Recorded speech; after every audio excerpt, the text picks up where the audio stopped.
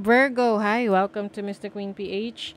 At ito ang inyong monthly reading for November 2025. Ayan, so if you're interested in private readings, meron tayong link sa description at sa pinned comment. Paka-check nyo na lang information kung paano mag-book for a private reading. And please subscribe to our channel to show your support. Like, share this video, at comment na rin kayo kung kayo ay naka-resonate. Ayan. So, itong reading na to ay general reading. Maari kayo makarelate, maaring hindi. So, just take what resonates. And also, guys, yung ating private reading hanggang October 31 na lang. Starting November 1, hindi na po ako mag-offer ng private reading. Okay, so Virgo, let's see what's the energy for you ngayong November 2025. November 2025. For Virgo, what is the energy sa mga Virgo dyan?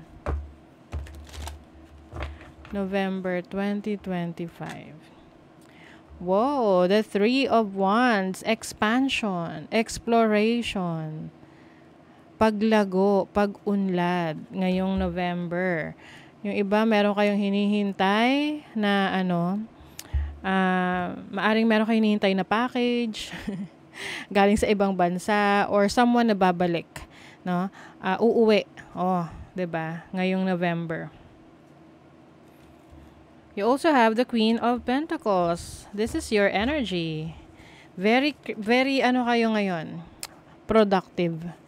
Yan, marami kayong magagawa. Maraming resulta yung mga tinatrabaho ninyo. Kaya keep going, keep pushing for that. You have the Magician. Nilalabas nyo na ang inyong talento, ang inyong skill set.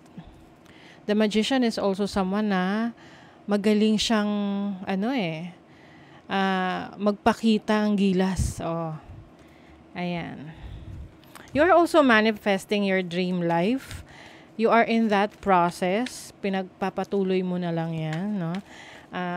Naka-focus ka rin sa pagpapaunlad ng knowledge mo, ng skill set mo. You're also learning, and at the same time, ginagamit mo yung nalalaman mo para mapaunlad yung sarili mo. You have the High Priestess. Yung iba sa inyo tahimik lang. Tahimik lang na nagtatrabaho. Tahimik lang na tinutupad ang mga pangarap. 'Di ba? You also have the Six of Pentacles. Na-enjoy nyo ngayon yung mga simpleng bagay, lalo na kasama yung family nyo. Maaring kayo ay, lumalabas with your family together, having fun. Pagdating sa pera, no, sa income, maayos yung income ninyo na ibibigay mo yung needs ng family mo. Kung may kailangan ka man, let's say may kailangan kang tulong, merong tulong na dumarating sa'yo. 'Di ba? Ang ganda nun. Let's clarify. What is the Three of Wands? You have the Page of Cups. Some of you, yung iba lang naman syempre hindi para sa lahat, meron kayong hinihintay na romantic partner galing sa ibang bansa na pwedeng, it's either siya yung pupunta kung nasaan ka. Parang may meeting, may meet up, ganon. Meron rin kayong namimiss na person sa buhay ninyo. Ito yung malayo sa inyo ngayon, no? Na maaring magkakaroon kayo ng pagkikita. Ooh, you have the Nine of Pentacles. Ang ganda nito, Virgo. This is financial stability. Maari ring ma-upgrade mo ang iyong wardrobe, no? Yung iyong, meron ditong mamimili, magsha-shopping, ng kanyang mga gamit, mga bagong damit, bagong kagamitan sa bahay. You are taking care of yourself, taking care of your needs. You have the King of Wands. Very creative. You have a creative energy, someone who's on the go. So, November is going to be busy for you. Especially kung meron kayong mga ganap within the family, like may mga events, may mga celebration. Yung iba, may kinalaman sa bahay, no? So, pwedeng bibili kayo ng bahay or meron celebration sa family, within the family. May mga reunion. Ayan. Ooh, you have the World. This is accomplishment. So, meron kayong accomplishment, lalo na pagdating sa bahay. Properties, ganyan, pwede may nabili kayong bahay, or may pinapatayo kayong bahay, or Maaring relocate kayo sa ibang bansa, magmamigrate kayo, ganon.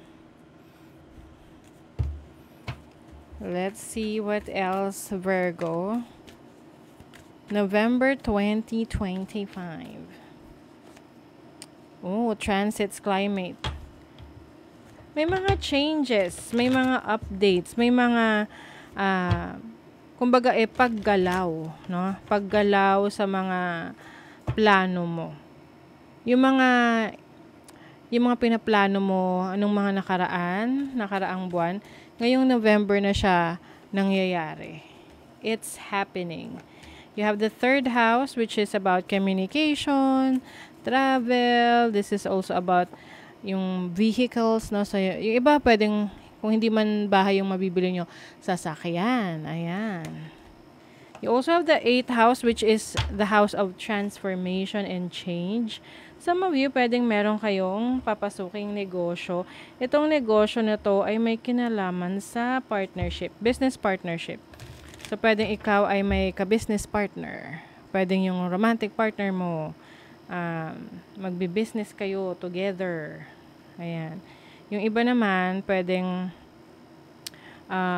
yung iba lang naman, pwedeng meron ditong ang tawag nito, inheritance rin kasi yung 8th house eh. So, pwedeng iba, meron kayong mamanahing bahay, ari-arian lupa, sasakyan, galing sa mahal mo sa buhay. Family, like yung sa parents mo, ganun. Clarity, kaliwanagan ng isip sa mga desisyon na kailangan mong gawin ngayong November. Some of you, kung medyo hindi pa kayo sure sa decision nyo or kung ano ba yung direksyong tatahakin nyo ngayong November, it is going to be clear sa'yo. Maliwanag na yan. You will also experience joy, happiness, and creativity. So, yung iba sa inyo, maaring ang career nyo, trabaho nyo, may kinalaman sa creatives, no? Can be a content creator or someone na very artistic, like inclined kayo sa arts, music, ganon. So, you create something na ino-offer mo sa iba. At yun nagbibigay sa'yo ng happiness. That brings you joy. That brings you contentment. Let's see the energy for your kaperahan. Money, career, finances for Virgo. Oh, you have the 3 of Swords. The Page of Swords. Nako, Virgo, mag-ingat sa mga online transaction. Online transaction ngayong November, be careful. Yung mga lalo na sa pera, no? Magsisend ka ng pera or magwi-withdraw. So, be careful. You have the Lovers. Ito ay commitment. So, yung iba, iwasan mag-commit sa mga, let's say, mga investment na hindi mo pinag-isipan, hindi mo pinag-aralan. Kasi baka may disappointment dito. Okay? Lalo na kung kayo ay, 'di ba, yung iba sa inyo maayos ang finances ninyo, tapos may mga nakamasid pala sa inyo at kayo ang ipupuntirya na na iskamin, 'di ba? So be careful. Okay? Mag-ingat sa mga natawag sa inyo or yung may mga ganon, no? Pag hindi nyo kilala yung number, lalo na kung may kinalaman sa bank, sasabihin ganito. 'Di ba uso 'yan ngayon, yung mga scam online, lalo na sa pera, sa bangko. So be careful. Sa love life naman, let's see. You have the Hermit. This is your energy. The Hanged Man. Yung iba sa inyo pagdating sa relationship, you are umiiwas. Oo. So, syempre, yung iba, okay naman kayo sa relationship nyo. Pero if you are going through something sa inyong romantic connection, meron ditong hindi na sigurado sa kanyang karelasyon. Kung hindi ka nakaka-resonate, edi hindi para sa yung reading na yan. But I see someone na ayaw na niya makipag-cooperate. Ayaw na niyang ayusin. So, pwedeng ikaw to or the person that you're dealing with. Kasi para sa kanya, tapos na. Ganun. Nag-e-evolve na siya. This is not your practice life, decide. Hindi raw to practice life. Kailangan mo na raw mag-desisyon, Virgo. What is your inner voice telling you about the dream in your heart? Ano yung sinasabi ng iyong pangarap sa'yo, no? Na ano yung pangarap mo? Kailangan mo na magdesisyon. Napaka-importante nun. Kasi pag nakapag-decide ka, dapat panindigan mo yung desisyon mo. Kung gusto mong i-pursue talaga yung mga pangarap mo at yung mga plano mo sa buhay.